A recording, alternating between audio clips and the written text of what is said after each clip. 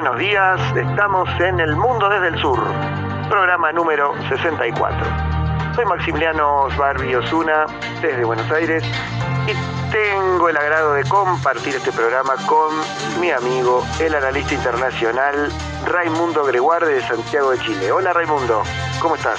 Hola Maximiliano, por acá afortunadamente todo bien. Llegó de nuevo la lluvia, así Bien. que estamos muy contentos. ¿Y cómo Bien. está todo por allá? Bien, por suerte, bien, todo tranquilo, con frío, pero bien, es lo esperable para esta época. Me alegro que siga lloviendo allá, que están con esta sequía tan prolongada y que siempre es un alivio. Sí, siempre es un alivio cuando llueve, especialmente cuando teníamos un déficit muy grande, pero ahora ha ido mejorando. Y mira, aprovecho de mandarle un saludo si es que alguien nos escucha desde Francia, porque hoy es el Día Nacional de Francia. Exactamente, sí, 14 de julio de 1789. Exactamente, así que le mandamos un saludo a las francesas, los franceses, para que no digan que solo hablamos de África. Claro, sí, hemos hablado de Francia también. Y bueno, hemos estado siguiendo todos los acontecimientos de estos últimos días. Y me gustaría empezar por América Latina, para los fans de América Latina que tenemos en este programa. Principalmente en Brasil, se está dando un hecho curioso. Viste que en octubre va a haber elecciones presidenciales, Sí. en el que se van a enfrentar los dos principales candidatos, va a ser el actual presidente Jair Bolsonaro y Lula da Silva sería el otro candidato. Todas las encuestas lo dan como ganador a Lula. Entonces Bolsonaro está haciendo una jugada bastante inteligente para recuperar el voto perdido o para ganarle a Lula en realidad, ¿no? Se trata de esto. Envió un proyecto al Congreso para que no lo acusen de antidemocrático, que ya la Cámara de Diputados el Senado aprobó, falta tratar los diputados, falta que lo traten, que se trata de transferir dinero a millones de brasileños para revertir esta derrota electoral. ¿Qué se debe esto, no? Se debe a que en realidad ya hay subsidios que reciben por desempleo, por la crisis económica derivada de la pandemia, de la guerra entre Rusia y Ucrania, que afecta, por ejemplo, al campo, a la producción agrícola brasileña por la provisión de fertilizantes. Bueno, por distintos motivos, son 18 millones de personas que ya reciben este subsidio. Ahora lo va a extender a 19.600.000, pero los subsidios se van a duplicar y van a ir desde julio a diciembre. También incentivos para pequeñas y medianas empresas, para productores agrícolas, como dije recién. Y la jugada, ¿qué es lo inteligente de esta jugada? Bueno, en caso de que lo termine aprobando el Congreso, algo que parece que va a suceder, ya que el Senado lo aprobó con 72 votos a favor y solo uno en contra, o sea, casi por unanimidad, es que este tipo de subsidios y de incentivos a las pequeñas empresas para que puedan producir y no quiebren, ha sido siempre la bandera de la izquierda y del Partido de los Trabajadores. Por lo tanto, están en la trampa, se encuentran en una trampa de aceptar o no, de votar por sí o por no. Si votan que no, se están contradiciendo ellos mismos. Siempre levantaron esas banderas de apoyar a los sectores más vulnerables. Y en caso de aceptar, están ayudando a que Bolsonaro quede como el impulsor de la medida, que realmente es el impulsor de la medida. Sí. Para esto el Estado va a invertir 7.800 millones de dólares desde julio a diciembre. No lo hizo desde antes por el alto costo que tiene, pero coincide con las elecciones de la primera vuelta y también, en caso de que haya una segunda, queda como el salvador de la economía Bolsonaro, y el Congreso y todas las fuerzas políticas lo van a apoyar. Sí, yo creo que está moviendo los hilos porque por lo que yo he leído, como tú dijiste, todos los sondeos dan por ganador a Lula y en algunos casos con mucha diferencia. Claro. Que, bueno, estaremos siguiendo este tema obviamente porque nos interesa, ¿sí? como latinoamericanos que somos. Así es. ¿Qué tenés vos? Yo estuve viendo, nuevamente estuve revisando y me encontré con un reporte, con un informe que tanto me gustan. Sí, muy bien. Lamentablemente es algo no muy bueno, nada de no muy bueno, dejémoslo de eufemismo, algo malo. Claro. Resulta que el último informe, llamado Situación de la Seguridad Alimentaria y Nutrición en el Mundo, que es elaborado por la FAO, ¿no? El Fondo Internacional para el Desarrollo de la Agricultura, UNICEF, el Programa Mundial de Alimentación y la Organización Mundial de la Salud, estableció que 828 millones de personas estuvieron afectadas por la hambruna en 2021. Sí. Esto equivale al 9,8% de la población mundial. Y 46 millones más que en 2020. Claro. Al revisar un poco los detalles, resulta que 2.300 millones de personas en el mundo sufrieron inseguridad alimentaria moderada o severa en 2021, ¿ya? Con lo cual la cifra ya llegaría al 29,3%. Son 350 millones más en comparación con el momento previo a la llegada del COVID-19 en 2020. Claro. Y algo también muy malo es que la brecha de género también aumentó. Históricamente la diferencia entre hombres y mujeres que sufrían por la hambruna era de 3 puntos porcentuales. Resulta que ahora es cerca de un 4%, de 4 puntos porcentuales, ya que el 31,9% de las mujeres sufrió hambruna moderada o severa, mientras que el 27,6% de los hombres sufrió lo mismo. En todo caso, en ambos géneros se sufre por esto. Claro. Por último, 149 millones de niños vieron afectado su proceso de crecimiento y desarrollo debido a la carencia crónica de nutrientes en su dieta alimenticia. Tremendo esto, ¿eh? Esto fue también, ¿se profundizó con la guerra o el informe no toma ese periodo? Muy buen punto lo que mencionas, porque de hecho dentro de las causas que explican esto están el COVID-19, el cambio climático, los shocks económicos, como justamente lo provocado por la guerra Rusia-Ucrania, los conflictos y los altos niveles de desigualdad socioeconómica que existen en el mundo. Como tú mencionas, lo de guerra Rusia-Ucrania afectó no solo por el petróleo, sino que lo principal, por la cadena, ¿no es cierto?, de producción de alimentos, como por ejemplo el aceite y el trigo. Claro. Sí, además, ¿sí? No digo la posibilidad de exportar que tiene Ucrania, la dificultad por la guerra y también las sanciones contra Rusia. Exactamente. Que también impiden exportar. Sí. Ambas cosas, por lo tanto es importante aquí llegar a un acuerdo. Y lo preocupante es que con estas tendencias el mundo se aleja de la meta de eliminar la hambruna, la inseguridad alimentaria y la desnutrición de aquí al 2030. De hecho, se estima que para ese año, aunque haya recuperación económica, habrá al menos 670 millones de personas afectadas por la hambruna. Sí, es en el mejor de los casos. Claro, si es que hay recuperación económica. Claro. Qué tremendo estos informes. Me gustan tus informes, pero algunos me dejan algún sabor amargo. Sí, lamentablemente, pero hay que informarle a la gente lo que realmente está ocurriendo. Sí, así es. Bueno, yo tengo otra noticia. El presidente norteamericano Joe Biden está en este momento realizando una gira por Medio Oriente. En el programa anterior te referiste a esto, que se iba a reunir, con funcionarios israelíes, palestinos, toda esa cuestión. Pero otra arista del viaje que me gustaría comentar es que va a estar en Arabia Saudita y es muy probable que se reúna con el príncipe heredero, el controvertido Mohammed bin Salman, con el objetivo de crear un acercamiento fructífero entre Israel y Arabia Saudita, que no tienen relaciones formales, sí las tienen de manera subterránea desde hace muchos años, para contrarrestar, como dijimos en el programa anterior, a su enemigo principal regional, que es Irán. Pero la reunión con bin Salman es controvertida, primero porque hace unos años Biden había dicho que Arabia Saudita, luego del asesinato del periodista saudí Jamal Khashoggi en la embajada saudí en Estambul, en Turquía, era un país que se había convertido en un paria, ¿no? En un estado paria.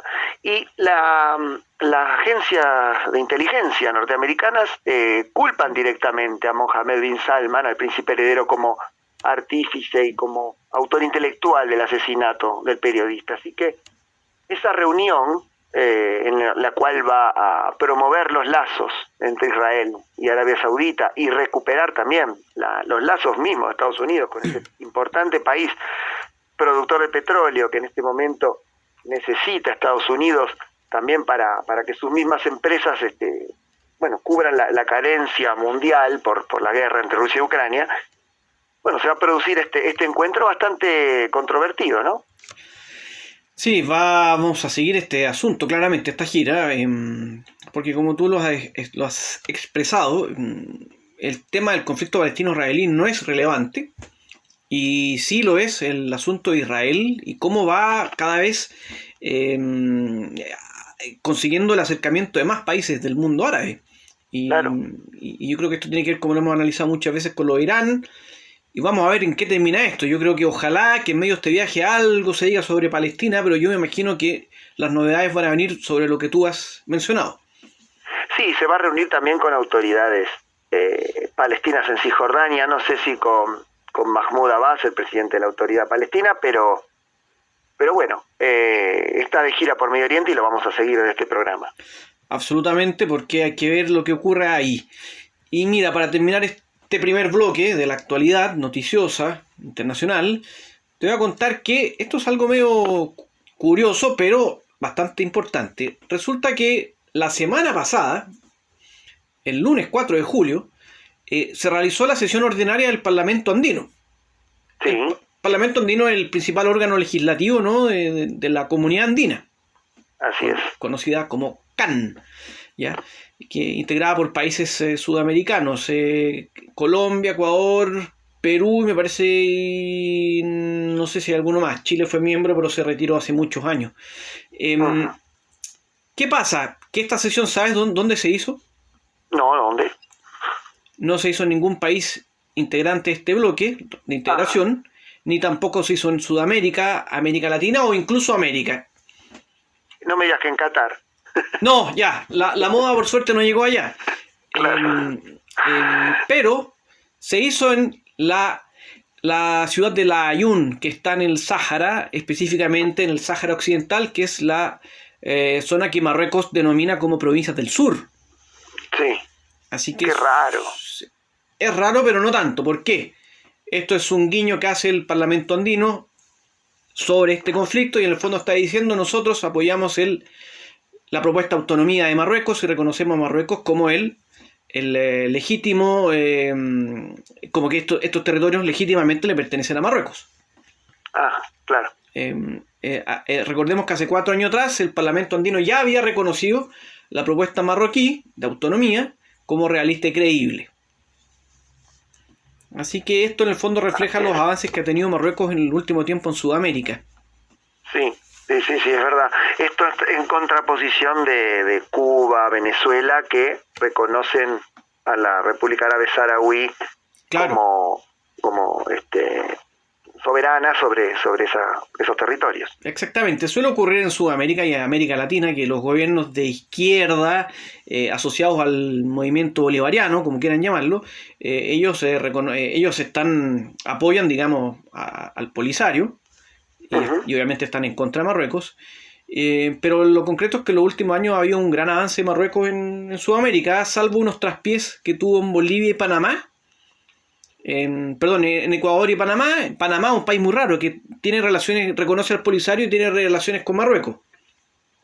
¿Ya? Pero en general ha avanzado bastante y se ha ido consolidando.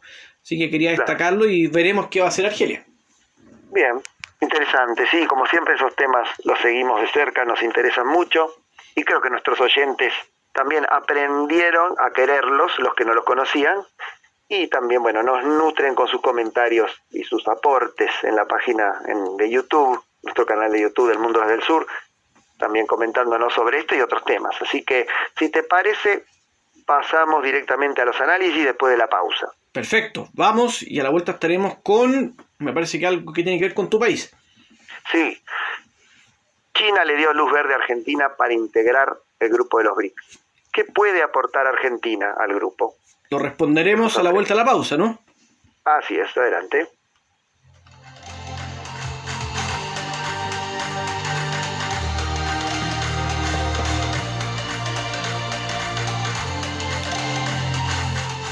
Estamos de vuelta ya con el último bloque de este programa. Y Maximiliano, ¿cómo es eso? ¿Argentina se va a unir al BRICS? ¿Lo tendríamos que denominar BRICSA? Aparentemente sí, porque China le dio luz verde, lo confirmó el canciller chino Wang Yi, se lo confirmó el canciller argentino Santiago Cafiero en la cumbre del G20 de la semana pasada. También tuvo el visto bueno de Brasil y de Rusia. Faltaría que lo confirmen India y Sudáfrica, que creo que no va a haber oposición por ese lado. Bueno, esto es yo creo que es una buena noticia en general para Argentina y también para la cooperación sur-sur, para el bloque, porque este grupo que nació con el objetivo de que las relaciones económicas, es un grupo económico, se basen en la complementariedad y no en la competencia. También, se basan en un contexto amplio que fortalece la unidad, y ya los vínculos de Argentina con Rusia, China e India durante la pandemia fueron estrechos porque todos estos países cooperaron con Argentina en la provisión de vacunas contra el COVID, y Argentina fue uno de los primeros países que recibió vacunas de estos países, vacunas no europeas, no norteamericanas, ¿no? Los ejes económicos de los BRICS son inversión y finanzas, economía digital y desarrollo sostenible. Esos son los tres ejes que apuntan, sobre todo en la reunión que hubo hace 20 días más o menos de este grupo, en el que estuvo invitado el presidente argentino Alberto Fernández. Argentina, se puede beneficiar porque va a tener mayor acceso al mercado chino, que es cada vez más grande, porque la lucha de China contra la pobreza creó una clase media consumidora, y entonces hay un mercado más amplio ahí. Por ejemplo, Brasil lo aprovechó en 2018, exportó un 32% más comparado al año anterior de sus productos a China. A Argentina le aporta también una salida ante las dificultades externas. Argentina está teniendo muchas dificultades con los acreedores que condicionan una política económica soberana, ya lo hemos hablado en otros programas. China, que además incluyó a Argentina en la famosa ruta de la seda, la nueva ruta de la seda, que tiene grandes proyectos de infraestructura.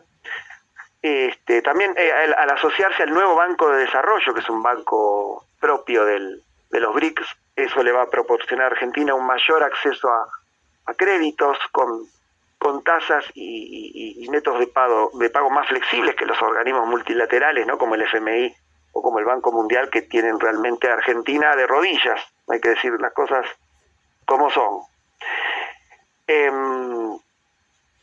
Pero ¿qué le puede aportar Argentina al BRICS, ¿no? ¿Qué le puede aportar? Principalmente litio. Argentina, junto con Chile y Bolivia, tiene una de las reservas de litio más grandes del mundo. Es fundamental para el desarrollo tecnológico. También, productos alimenticios, ¿no? Ante estos aumentos por la guerra, las sanciones a Rusia, aumento de los alimentos, Argentina puede aportar muchos alimentos. Ahí entraría el tema de la soya, ¿o nada que ver? Ya le está vendiendo bastante soja Argentina a China. China es un gran comprador, que es el principal comprador de soja de Argentina. Así que yo creo que eso se fortalecería, claro. Argentina también produce, maíz, trigo, productos vacunos, ovinos, porcinos, todo tipo de productos agropecuarios. También ha hecho grandes aportes a la biotecnología y a la tecnología logística aplicada a la alimentación. Eso también es importante, ¿no? Y de esta manera también se promueve lo que decía recién, el mundo multipolar, la cooperación sur-sur. Es un contrapeso al sistema liderado por Estados Unidos, que a veces es bastante cerrado con respecto a los socios minoritarios, yendo más cercanos al Mercosur, algo más cerca al Mercosur. Los dos grandes del Mercosur, Argentina y Brasil, tienen muchas ventajas con respecto a los socios menores como Paraguay y Uruguay, y esto se nota en cuanto a la producción industrial, el acceso a los mercados, la protección de algunos productos. A veces hay diferencias entre los países por ese tema. esto en teoría, digo en teoría porque a veces en la práctica no se cumple, en el BRICS no debería suceder. Pero bueno, siempre es desde la teoría, ¿no? Así que, pero hay analistas que destacan, y con esto finalizo este tema, que podría haber una gran desventaja, ¿no? Me refiero a que al crearse los BRICS en 2009, era otro el mundo, ¿no? El mundo estaba saliendo, o estaba inmerso en la crisis financiera, la burbuja financiera que explotó en el Reino Unido, en Estados Unidos, afectó a casi todo el mundo, y gracias a las economías emergentes como China, Rusia, India, y en ese momento Brasil, que llegó a ser la 10ª economía mundial, el mundo pudo salir adelante gracias un poco a estos motores, principalmente el de China, estos motores económicos, y por eso se formó el BRICS, ¿no? Había una multipolaridad que funcionaba. Claro. Hoy en día, esa multipolaridad distendida se fumó un poco, no funciona tan así el mundo. Y además algunos destacan que hay que mantener una equidistancia con las potencias, digamos. Sí. No acercarse demasiado a Rusia, tampoco alejarse demasiado. Lo mismo con Estados Unidos, con el G7, con la OTAN, con China, para poder ser más pragmáticos en cuanto a las políticas y políticas económicas que pueden aplicar los países, ¿no? Porque hoy el pragmatismo yo creo que es lo que domina las relaciones internacionales, y entonces uno no, para decirlo coloquialmente, uno queda bien con Dios y con el diablo, y si alguna vez puede necesitar a uno, no estar enemistado con otro bloque o con otro miembro para poder desarrollar esta multipolaridad a la que me refería. Sí, yo creo que, como tú dices, la multipolaridad que para algunos se está derivando en algo que ya vivimos en el pasado, una especie de nueva Guerra Fría, ya no calcada a como fue la Guerra Fría, obviamente, pero que nuevamente se están empezando a formar dos bloques que van en paralelo a este mundo multipolar. Eso es lo complejo de este escenario, que estamos en un mundo multipolar, no hay un país que domine, o dos países como en la Guerra Fría, ¿no? Pero se está empezando a mover esto, ¿no? Que tenemos dos bandos que avanzan, que se mueven en paralelo a la multipolaridad presente, y yo creo que el pragmatismo, como tú dices, que es el realismo político, es fundamental para que los gobiernos logren sacar adelante una serie de medidas, porque muchas veces resulta que ofrecen cosas o que piensan reformas y no toman en cuenta los contextos que ocurren, las cosas que ocurren en el mundo, el contexto mundial, regional, y eso finalmente te pasa la cuenta y los gobiernos terminan cayendo. Claro, sí, y más como analizábamos en el programa anterior, lo que sucedió en Sri Lanka, que va a haber seguramente más inestabilidad social por estas crisis que está habiendo en los combustibles, en los productos básicos, en los alimentos, entonces crisis de precios, de inflación mundial, entonces esto va a empeorar la situación social y económica mundial, lamentablemente, ¿no? Tenemos que decirlo, pero es muy probable que empeore por, la salida del COVID, la guerra, y todos estos temas, ¿no? Así que, siempre es bueno ejercer la multipolaridad y la diversidad y el pragmatismo, como decía recién, así que aparentemente Argentina y Irán también va detrás, para unirse, detrás de Argentina con luz verde de los países para unirse al BRICS, y en carpeta, en agenda, están México y Corea del Sur haciendo la cola para luego unirse al bloque aparentemente, así que veremos qué sucede. Sí, veremos qué sucede, va a terminar siendo una especie de BRICS-SAIMECOR, no sé, pero sí. Es interesante como tú dices, esto comenzó con pocos países y puede ir variando y al final quizás se convierta en un foro sur-sur, no sé, no lo sé. No lo podemos saber, ni tampoco qué tipo de relaciones van a predominar, pero por ahora la cooperación sur-sur y la multipolaridad es el eje, el desarrollo sostenible, lo que comentaba recién. Muy interesante. Bien, si te parece, después de la pausa seguimos con el último análisis. Sí, vamos a hablar sobre un informe, Arab Barometer, el barómetro árabe de 2022. Democracia, Medio Oriente y África del Norte. Interesantísimo, me gusta. Después de la pausa, entonces. Así es.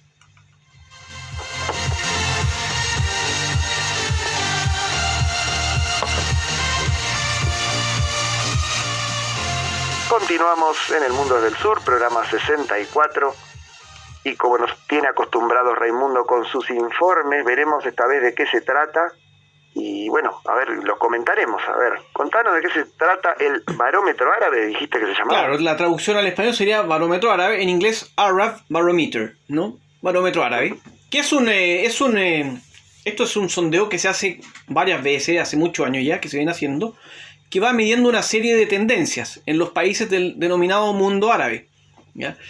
En este caso se llama Democracia en Medio Oriente y África del Norte, ¿ya? Se realizaron 23.000 entrevistas con un margen de error de 2 puntos porcentuales por país, ¿ya? Las principales tendencias las menciono a continuación para luego revisar algunos detalles. Se mantiene al alza la sensación en estos países que la democracia es mala para la economía, para la estabilidad y para la toma de decisiones. De hecho, en 7 de los 9 países donde se realizaron las entrevistas, la gente cree que el rendimiento económico es débil en una democracia. Qué curioso, ¿no? Sí, es curioso, pero también tiene que ver con, lo vamos a analizar después, con la historia que han tenido estos países, como países como por ejemplo Marruecos, que ha tenido cierta estabilidad, tiene una monarquía, ¿no es cierto?, y no la típica democracia, como Libia, en la apertura, aunque en este caso no se encuestó a Libia, a gente en Libia, pero como la caída de la dictadura en Túnez, en Libia, en Egipto, trajeron democracia, pero estas democracias vinieron acompañadas con un descenso en la calidad de vida. Claro. Después, otra tendencia es que sigue la incertidumbre sobre la capacidad de las democracias para resolver los problemas de la gente, como por ejemplo, desempleo, costo de la vida, economías estancadas, inestabilidad proveniente del exterior, etc. También se llega a la conclusión que hay una preocupación por la democracia, pero que a pesar de eso, igual se le sigue considerando como el mejor sistema. Es decir, parece ser que las sociedades de los países del mundo árabe se han despertado de esto que intentaron convencer hace algunas décadas, es decir, que la democracia occidental era una solución mágica, sino que ahora se dan cuenta que no es perfecta, pero que igual, con sus imperfecciones, es el mejor sistema. Y por último, las personas con mayor nivel de educación apoyan más a la democracia. Sin embargo, es la única segmentación que podemos hacer. ¿Por qué? Porque no hay mayores diferencias al analizar a fondo los resultados.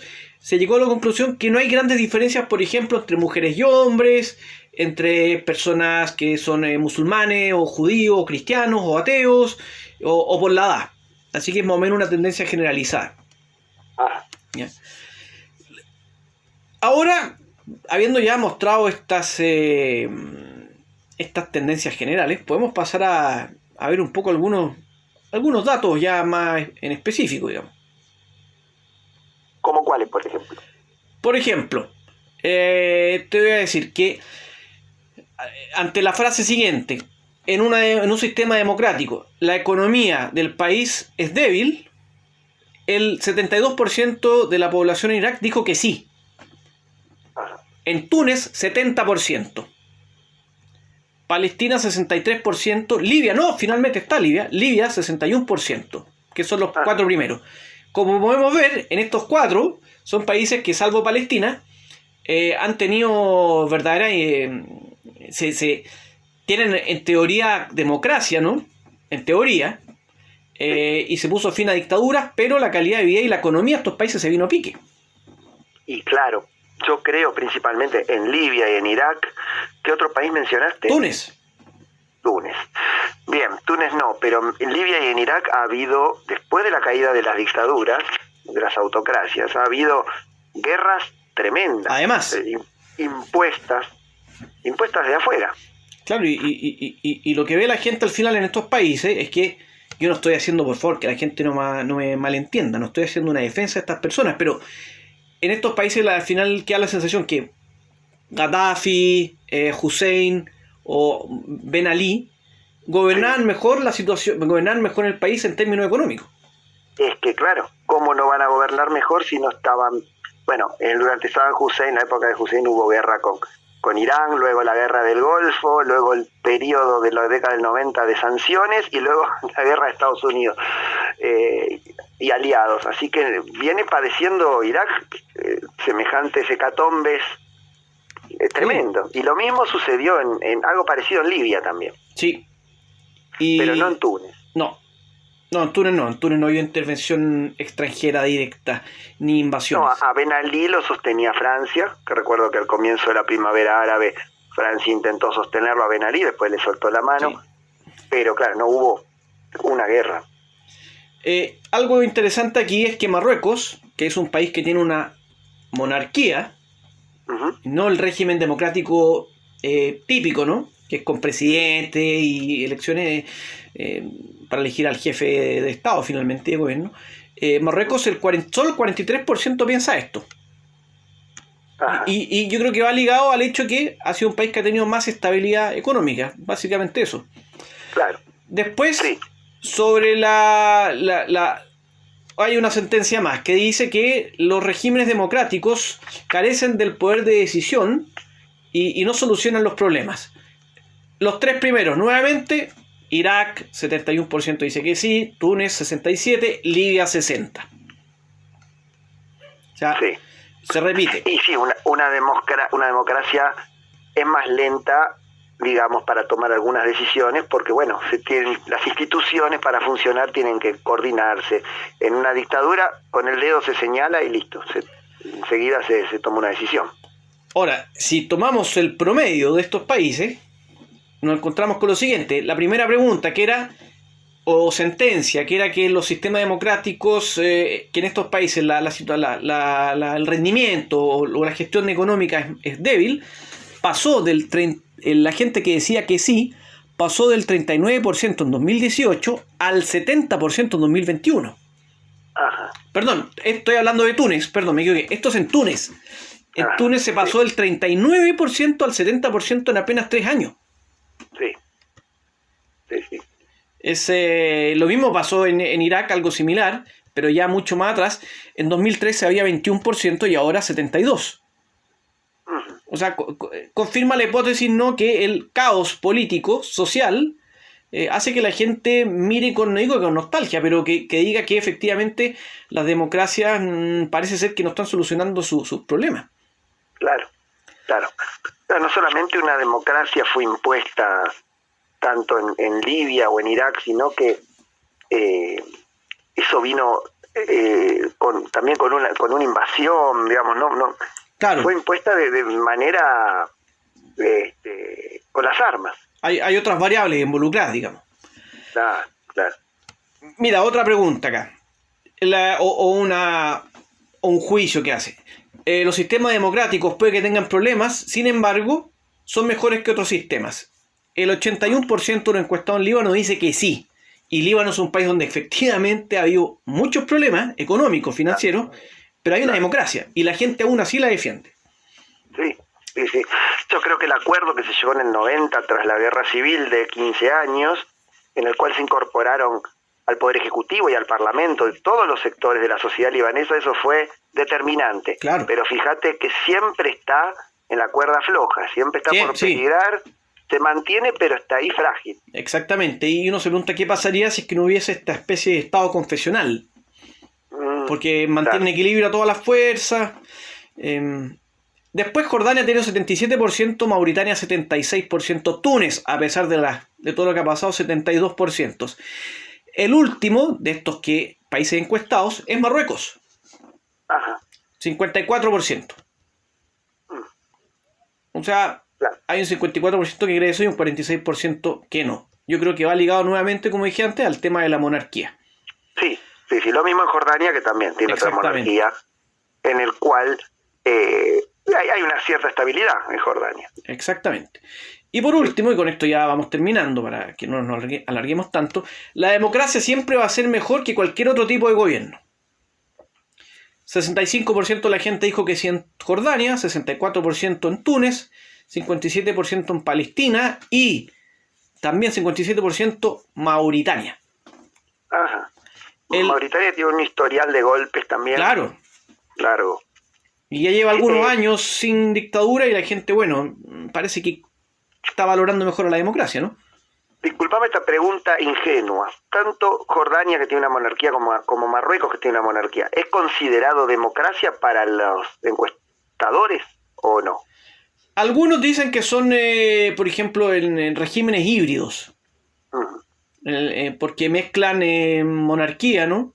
En que ahí no hay una elección, ¿no es cierto? Claro. Con la democracia. En el caso de Marruecos, por ejemplo, hay un primer ministro, hay elecciones legislativas, hay un parlamento, por lo tanto, se suele usar esa nomenclatura como régimen híbrido, no porque no sea democrático, o si lo sea, sino que porque combina, no es la típica democracia. Claro, entiendo. En el caso de Marruecos, en esta pregunta que hacíamos, el 44% dice que la democracia es mejor que otro tipo de gobierno, y el 38% solamente dice esto en Libia. Claro. Es que no se ha consolidado un Estado democrático normal en Libia desde la caída de Gaddafi. Claro, no ha habido, porque ha habido una guerra civil después de la guerra, de los bombardeos de la OTAN, claro, y de los yihadistas que ingresaron. Hay dos bandos fuertemente consolidados que impiden que se desarrolle la democracia. Justamente. Y Líbano, que recién veíamos que el 81% decía que a pesar de sus defectos la democracia es el mejor sistema, llamativamente solo el 52% dice que siempre es mejor la democracia que otros tipos de gobierno. O sea, están un poco confundidos, me parece, en Líbano. Sí, como que nos queremos la democracia, pero estamos mal, pero me imagino que tampoco entienden que tampoco es bueno tener dictadura o regímenes autoritarios, pero están ahí, confundidos, como dice Maximiliano. En fin, lo dejo hasta aquí, pero me parece que era interesante revisar estas tendencias. Muy interesante. Te digo, es uno de los informes que más me gustó de los últimos que hiciste. Quizás este no me dejó un sabor amargo como los de la hambruna y otro. Este es más distendido. Sí, para que termine el programa de una mejor manera. Sí, además me gusta llevarme este buen recuerdo del programa, ya que voy a estar ausente unos días porque voy a estar de vacaciones, y te entrego el programa a vos con total confianza, con los ojos cerrados, sabiendo que les vas a dar a los oyentes lo que esperan, ¿no? Que es buenos informes, buenos análisis, buenas noticias, a veces no tan buenas, pero bien analizadas y bien elegidas.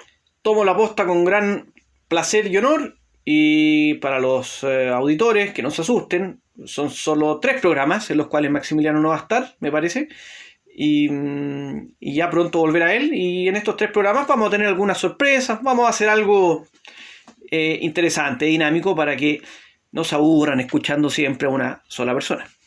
Muy bien, yo me voy a incorporar como oyente del programa. Excelente, estarás presente entonces. Seguro, sí. Bueno, les agradecemos a los oyentes habernos acompañado y los mensajes que nos dejan, que se suscriban al canal de YouTube del Mundo del Sur y que lo compartan el programa si es que les gustó. Y si no, bueno, que lo olviden y no lo compartan, para no pasar vergüenza frente a sus amistades. Pero sabemos que les va a gustar. Seguramente, sí. Bueno, Raimundo, nos vemos a la vuelta entonces. Te voy a estar escuchando y siguiendo, por supuesto, el Mundo del Sur con total confianza. Así es, lo mismo para ti, disfruta tus vacaciones más que merecidas, y a todos ustedes que nos escuchan siempre, que pasen un excelente fin de semana.